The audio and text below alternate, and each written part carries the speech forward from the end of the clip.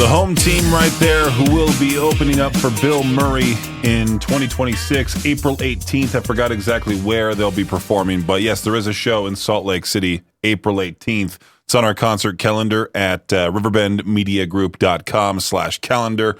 Oh man, so many shows lined up for next spring. It was just announced this morning that the Chaos and Carnage tour is going to be coming to the complex in Salt Lake City. You want to talk about heavy bands and you watching a bunch of heavy bands all in one night, but by the fourth or fifth band, you're kind of just like over it, you know? Look at this lineup. Thy Art is Murder, Body Snatcher, Carnifex, 200 Stab Wounds. Who else is on here? I can't even read those I can't even read those logos. Ingested as well. Gates to Heck, Body Box. Never even heard of them. I like to call them Gates to Heck, but they're actually called Gates to Hell. Sorry. If you want to get a hold of me, you can over at 208-535-1015. The Chaos and Carnage tour coming to the complex in May 23rd. They're also going to be at the Tree Fort Music Hall venue in Boise. I think like the day before, maybe even the day after. I don't know. The exact dates are on that concert calendar at riverbendmediagroup.com/calendar. It was a fast-paced weekend. This month as a whole has been going by so incredibly fast. I mean, we are only 10 days away from Christmas, and part of me wants to wait until payday to be able to just, buy a whole bunch of presents, but payday is not until this Friday. And that'll be 6 days away from Christmas, and that leaves me no time whatsoever to be able to ship things from Amazon to my parents' place and all of that. I already have one gift for my girlfriend as well. I can't buy too much this year because of the lack of funds, which absolutely sucks because I love Christmas because I'm able to gift things to my friends, gift things to my family. Watch their reactions as they open up my presents. But anyway, Peach's Pit Party. We'll be back here in just a few. We're going to talk some about the John Cena grand finale. Not even really a grand finale. We'll talk some more about that coming up here in just a few on K-Bear 101. So it all came down to Saturday night main event. This past Saturday, obviously. I forgot exactly where it was. Was it Washington, D.C., where it was located, where it was taking place? It really does suck knowing that a piece of my childhood is now dead, John Cena has been wrestling my entire life. I remember going to WrestleMania 21 at the then called Staples Center in Los Angeles. It was WrestleMania Goes Hollywood. My dad paid a ton of money for me and him to sit in the nosebleeds at the Staples Center and watch WrestleMania 21. It was full of great matches. It had Chris Benoit versus Eddie Guerrero, I believe. It had Kurt Angle versus Shawn Michaels. It had The Undertaker. It had so many legends all in one night. And it had John Cena versus JBL. It was The Undertaker versus Randy Orton. I remember that now because it was the legend versus the legend killer, And that whole event was awesome. It was awesome. I wish I could go to something like that now. I can't believe they're already on WrestleMania like 40. Like it's been that long. I mean, no, not even WrestleMania 40. It's 42 because, it's 20 years after WrestleMania 21. Next year will be WrestleMania 42. Jeez. Wow, time flies by. But yeah, John Cena, he announced his retirement. It was like the first ever wrestler retirement tour. In the NBA, when they announce their retirement, they'll probably do it before the start of the next season. They'll say, hey, I have one season left in me. This is my retirement tour. Every venue then does something for that awesome player, that type of thing. John Cena announced his retirement tour. He's been doing all these different matches throughout the year. Everyone's been kind of just dreading this date, December 13th coming up, and it came and went, and the grand finale was absolutely awful, in my opinion. Like, sure, he was supposed to lose because that's like the unwritten rule that you're supposed to lose your final match to push the other superstars into stardom, but at the same time, I wish there was something something great about this ending. Something with a little bit more, I don't know, something more memorable. Because when Ric Flair announced one of his many retirement matches, or he announced one of his many, he announced his retirement like multiple times, is what I'm trying to say. Ric Flair. I'm not the biggest Ric Flair fan, but there was one time where the WWE did this whole like video montage for him. Every wrestler came out individually and like hugged him in the ring and all of that. It was an awesome thing that they did for him. They should have done the same for John Cena. It really did suck just to see him get put into a headlock by this guy named Gunther. And then the match just ends, and then he walks out, does his final bow, and leaves. And John Cena thinks everyone will forget about him, like when it comes down to WrestleMania next year. It's like, no, dude, you're being considered as the greatest of all time. I wish we got just at least one more awesome match between him and a legend like him and Edge or something like that. I wish Chris Jericho came back to fight him. I don't know. The whole thing just sucked, in my opinion. And I was told that the John Cena match would be the match to kickstart the show.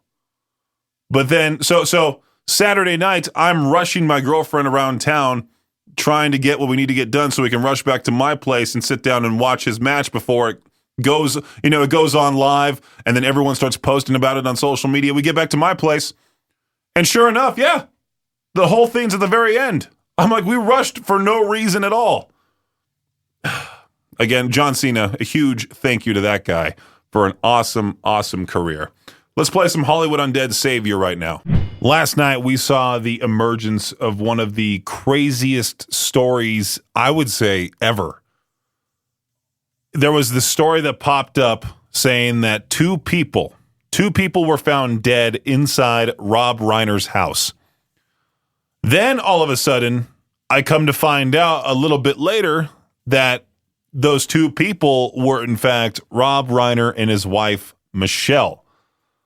I don't want to go into the grisly details of what exactly happened to them, but Rob and his wife, Michelle, are no longer with us, unfortunately. It's very, very sad, very tragic. Like I said, it's one of the craziest stories I have ever heard.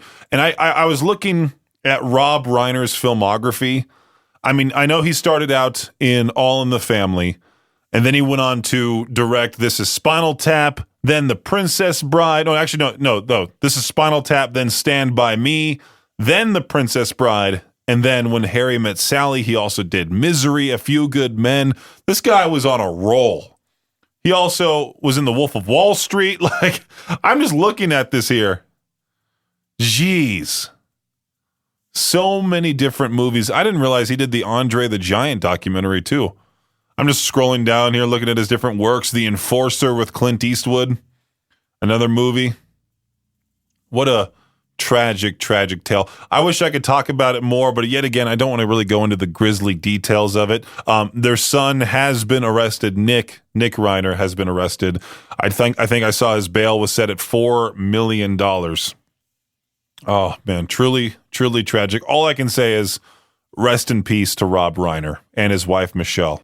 This Friday, we are giving away that awesome, awesome signed guitar from Bad Omens, Hailstorm, Fall Out Boy, Sleep Theory, and Never Tell. If you want to win this guitar, make sure to sign up within the app. Sign up once per app. You wouldn't believe how many people have won with the Sounder, won an entry with the Sounder, and then have told me they haven't signed up through the apps yet. Do so before the 19th, because if you keep waiting and waiting and waiting, and by the 19th comes around and you haven't done it yet, the forms will be taken off right as I get to work on Friday morning at 8 a.m. So, yeah, you only have until then to get those entries in through the forms, once per app, K-Bear, Alt, and Cannonball. And then all this week, listen for the Sounder at 208-535-1015, be caller 20. When you hear that Sounder, to earn an extra entry into this drawing, making it a Merry Xmas with the Advocates Injury Attorneys, winning that signed guitar from Bad Omens, Hailstorm, Fall Out Boy, Sleep Theory, and Never Tell. Here's Never Tell and Sleep Theory right now with Break the Silence on K-Bear 101. Soccer fans are furious about the price of World Cup tickets. Previously, details were leaked suggesting 2026 World Cup tickets would be affordable, quote unquote. A list published by the German Soccer Federation revealed prices will range from $180 to $700 for varying group stage games, which seems less than what many soccer fans would consider affordable. According to a new study, PGA Tour players play worse when they're paired with golfers who don't share their political views. Researchers found that golfers playing in politically mixed groups scored 0.2 strokes worse per round, ranked approximately 2.5 positions poorer, and faced a 5.3% reduced probability of making the tournament cut. That led to a financial loss of approximately $13,000 to $23,400 in each PGA tournament. I guess that's sports news right there. Bowling Green linebacker Gideon ESPN Lampron, yes, ESPN is actually his middle name, is heading to the transfer portal after a monster season. The name isn't a nickname or a typo. His sports-loving dad literally wrote ESPN on the birth certificate. So far, the branding has worked. Lampron transferred from Dayton, became one of the most disruptive defenders in the conference, and turned himself into a serious player who's hoping to make a few bucks in the portal. If all goes according to plan, he'll end up at a bigger school and get more exposure on ESPN. That does it for your Shot Clock Sports Update right here on K-Bear 101. You have to be very careful when you put up those Christmas decorations. I was reading here that nearly 160 people, according to the Consumer Product Safety Commission, nearly 160 people are injured every day while putting up holiday decorations, resulting in thousands of hospitalizations, and those numbers have been ticking up each year. More than half of the injuries are from falls, others are from slips, trips, burns, shocks, scrapes, cuts, and of course, some are the result of decorating while under the influence of alcohol. I remember the one time my mom got electrocuted by our old Christmas tree. She just tried plugging it in. It was an old Christmas tree at the time. Something happened when she tried plugging it in to the point where she just got shocked and couldn't let go of the little thing there. I forgot exactly what it's called, but yeah, she couldn't let go of it. And then finally, once it stopped, she just dropped it immediately, and we returned the Christmas tree right away. Luckily, no accidents have happened so far in my apartment, knocking on wood. I got myself a wreath for my front door, got one of those things from Dollar Tree. Even the Dollar Tree, can I tell you something? The Dollar Tree, everything in there is $1.50 or higher. There's nothing in there that's $1. The thing that I wanted was at the very front of the store, and they were selling these things for $7 at the Dollar Tree, for crying out loud. Story of the year, here's Gasoline, all rage, still only nub on K-Bear 101. Did I say nub? Oh, still only numb. Jeez, on K-Bear 101. Peach's Pit Party right here on K-Bear 101. You've heard me talk about this thing called the Giving Machine, that very unique vending machine where you can donate to global and local charities. Well, now it has been moved. It was in Pocatello. It was actually in Chubbuck in the beginning, and it was just in Rexburg. And now, starting today, it is going to be at the Grand Teton Mall in Idaho Falls. It'll be there till January 1st. You go to this vending machine. You choose as many items as you wish to donate. You swipe your card. Unfortunately, there's no cash accepted, only a card or mobile payment. And then 100% of your donation goes to the chosen charity. There's so many different options in this thing. I believe tonight there will be the ribbon cutting ceremony. I think a few people here in the building are going to be at that. So yeah, Grand Teton Mall in Idaho Falls, the Giving Machine. If you want to learn more about it, you can go to givingmachineeasternidaho.org. I believe it's just eastidaho.org. Givingmachineeastidaho.org. Or you can click on the Giving Machine within the K-Bear, Alt, or Cannonball 101 apps, and it'll take you directly to that link I just talked about. If all goes according to plan tomorrow, I haven't seen a confirmation on if he will be doing so, but there's this reaction channel by the name of Metal Burb. And I've followed him for a good amount of time now. He's been posting a lot of different reactions to modern metal tracks. And, well, I'll be having him on the show tomorrow, hopefully. Like I said, if all goes according to plan, it would be awesome to talk with him about the best of 2025. I know I have my list of my favorite best albums of 2025. I should continue on and do like my favorite EPs or whatever, but I don't know. I don't really listen to too many EPs. I just, I'll see a new track, honestly. It sucks in the modern age of streaming where you just listen to mostly songs and not necessarily albums. I know I kind of just want to cancel my streaming services for music and just be that one weird guy that doesn't necessarily have Spotify or Apple Music. And I just once a month buy an album, which is way more expensive than just streaming the songs, but it supports the artists the most. Like if you go to their shop and you buy the vinyl record of their latest album or whatever, it supports the bands the most, and that's what you got to do, really. I mean, it would be cool to have a vast library of CDs or vinyl.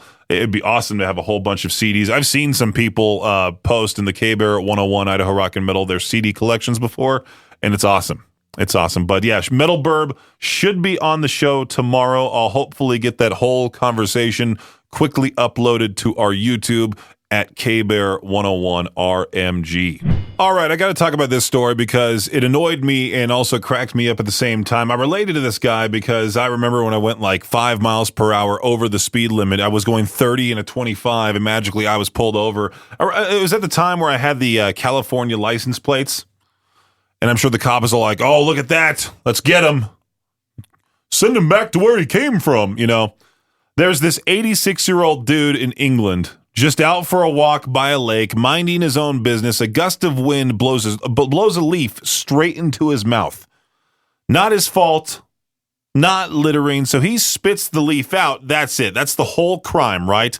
Immediately, 2 enforcement officers roll up on him like he just committed this environmental felony. They tell him they saw him spitting on the ground. He's like, "No, I was choking on a leaf." One of them still writes him a ticket anyway. They fined him over $300. $300. And the guy's 86. He's got asthma. He's got heart issues, walking problems, and somehow the most dangerous thing he's ever done this year is disrespect a leaf. My favorite part is that he called the officer a silly boy. That's just a grandpa being disappointed. They eventually reduced the fine on appeal, which is nice, but imagine having to go through an appeals process because a plant entered your mouth without consent, The city's like, "Our officers only approach people committing environmental crimes." Okay, so now leaves are contraband. I just love the level of seriousness here. Like somewhere there's paperwork that says incident report, aggressive leaf, suspect compiled. Anyway, let's do some set it off. Here's Rotten. We've already established on this show that people are weirdly obsessed with the Grinch. I mean, tattoos, year-round merch, Grinch pajamas in July level of obsession. Like he's becoming the new Jack Skellington. There's a lot of people that are obsessed with The Nightmare Before Christmas. A lot. Now there's this new development about the Grinch, and this one broke my brain a little. People online are now arguing whether the Grinch is a dog or a cat. Not metaphorically, not like he gives off cat energy, like biologically. He's a, green cartoon man who lives alone on a mountain with unresolved childhood trauma. That's not a species. It's a lifestyle, but there are full debates about it. Some people are saying he's obviously a dog, loyal, expressive, emotional. Others are like, no, he's absolutely a cat, hates everyone, knocks stuff over, lives alone, judges you silently. Full-on debates.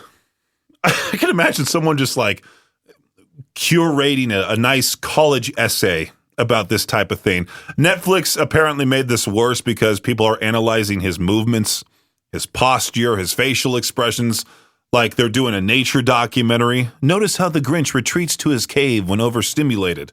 Classic cat behavior. Oh, man. Have you seen what's happening with McDonald's and their Grinch meals? How people are trying to get those socks oh so badly. We went to McDonald's Friday, and we went to I think we went to the new location in Ammon, And sure enough, right there on the door, a big piece of paper that says, "Sorry, we're out of the Grinch meals." I wonder how many people that disappointed. There was a previous story that was very similar to this one. There was this AI system that apparently mistook a high school student's bag of Doritos for a firearm and called local police to tell them the pupil was armed. So I'm reading here about this Florida school that went into lockdown after AI flagged a clarinet as a gun. Yeah, an AI-based weapon detection system mistakenly triggered a campus lockdown at a Florida middle school after identifying a clarinet as a firearm, raising doubts about the effectiveness and oversight of this kind of security tools in U.S. schools. The false alarm occurred on Tuesday at Lawton Chili's Middle School in Oviedo when the automated system interpreted a student carrying a clarinet as a potential gun threat. The school entered a code red lockdown as administrators and police responded to what turned out to be a musical instrument. I mean, could you imagine how the students must have felt? How the parents must have felt? I'm sure the parents got alarmed that, hey, like, your kid's school is in code red. They're under lockdown. Start freaking out. If I was a parent, I'd be anxious as all heck, thinking something's horribly going wrong, you know? Find out it's a clarinet. Please tell me they stop using this AI crap. This is the second story. I'm sure there's probably other stories that I just haven't seen yet, but I mean, a bag of Doritos being fooled as a gun on a previous story, now a clarinet. I mean, come on. Some poor band geek was just carrying her instrument that caused the school to shut down completely. There once was a brawl in Nantucket. Santa's naughty list is going to include a bunch of men from Nantucket after they turned the annual Christmas celebration in the charming New England island into a not-so-merry melee. I like the title. I like this. I like the sound of that. Not-so-merry melee. That should be a WWE pay-per-view, or PLE is what they call them now. The town's annual Christmas stroll featuring a tree lighting, shopping, and a visit from Santa was interrupted when a brawl broke out in the streets and guys in pea coats and turtlenecks started throwing holiday haymakers at each other. There's another WWE PLE right there. Holiday haymaker. Police responded, but no arrests were made, and those involved, which included men ranging in ages from 20s to 60s, declined to press charges. The incident occurred last week, but video taken of the wild scene was just released. It's still unclear what sparked the brawl, but it is under investigation. I would love to know what exactly caused this major fight to break out between everyone.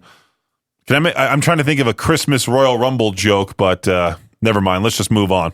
We've already seen stories about people getting emotionally attached to AI, calling it their partner, talking about relationships even with it. People also claiming they're raising kids with AI. Like, it's getting weird, which already feels like we've skipped several steps as a society. Now this comes out. OpenAI is planning to roll out an adult mode for ChatGPT sometime in early 2026. I thought it was supposed to come out this month, but no, I guess they delayed it. They're saying it'll be age restricted. They're testing verification, all that stuff. But once it's live, the AI can develop a personalized personality specifically for adult conversations with the user. And at that point, I think we all know exactly where this is going. Because let's be honest, there's a certain group of people out there who already don't leave the house, don't talk to anyone, and now they're going to have a customizable, always available, never argues back AI companion. This is turning into that movie Her with Joaquin Phoenix, like I've talked about before. I get the freedom argument. I get adults doing what they want. I'm not clutching pearls over it. It's just wild how fast we went from AI helps you write emails to AI is now your girlfriend. And that part really gets me. The part that really gets me is the customized personality theme, because that's not just content. That's simulated intimacy. It's weird, right? I don't want to go into too much detail about this, because otherwise I'll get the Jade Pucker alert. It's weird, right? I feel just gross talking about it. Was it last week we talked about the worst gifts you've been given? Like the worst gifts you've ever been given on Christmas. I'm trying to think of what exactly the worst gift I have ever received is, and I can't really think of anything. There's been some prank gifts that my parents have gotten me. Funny enough that I mentioned that because it just reminded me to talk about it on the air. We had our company Christmas party, and we had the White Elephant gift exchange. And now, I'm not necessarily a fan of the White Elephant gift exchange because most people, they go out with this like $15 limit and they just buy some junk. And then we all exchange junk, and that junk either never gets used or, I don't know, you try to sell it on Facebook Marketplace. At least that's what I try to do. I mean, I got something that I'm like, yeah, I'll probably use it, I think. I don't know whatsoever. But I don't want to be rude and be like, wow, this sucks, and just immediately throw it away after the party. But I decided to give away the 2 Funko Pops that I just wanted to get rid of. But instead of just having it be the 2 Funko Pops, I put this fake prank box on top of the 2 Funko Pops. So when the person who got the present opened the present, they would see the box that said Roto Wipe on it. And it was this thing that would, take care of business. It would wipe down there for you. If you read the box, the funnier it would get. If you read more and more in the box, the funnier it would get. Like, it's a very relaxing 2,700 RPM. It's great for number 1s and 2s. There's a to-go version of the product where you can use it to, take care of business if you're out hiking, that type of thing. Well, the one person in the office that I did not want it to go to, it went to. And it wasn't perceived well by her because she has no idea she had no idea what 21 Jump Street was. She was like, what is this? Like, what's going on here? And so I believe she gave it to Jeff across the hallway, that present, which I found pretty funny too. But I'm glad he's enjoying the Funko Pops. I'm glad he's enjoying the no, I took the Roto Wipe box back because it's something my parents gave me. I'm like, you know what, I'll just take this back. It's funny that it made everyone laugh at the White Elephant Christmas party, but that's about it. But I was looking here legitimately at some of the worst presents people have received. My dad gave me earrings several years in a row. I don't have pierced ears. Someone gave me a pet turtle when I was 15. Don't do that. Oh, if you give somebody a rare pet, that's one of the dumbest things you could do. It's like giving somebody tropical fish, and then they need to go out and buy the tank and everything. You give someone a pet without like sort of hinting at it. Like that's a big gift to give someone. If you gave them like a pet tortoise, maybe that would be easier, but just maybe not give them a pet. And unless it's like a pet rock, that's funny. What are the worst gifts you've been given going down this thread? My uncle gave his wife toilet paper as a gift. To be fair, it was during COVID, LOL. That's pretty funny. All right, I'll give him that one. Thanks for listening to Peach's Pit Party, the podcast. If you enjoyed the show, please share, subscribe, and rate the podcast. Peach's Pit Party is hosted by me, Peaches, a.k.a. Brenden Peach, and is a production of Riverbend Media Group. For more information or to contact the show, visit riverbendmediagroup.com. Until next time, Peach out.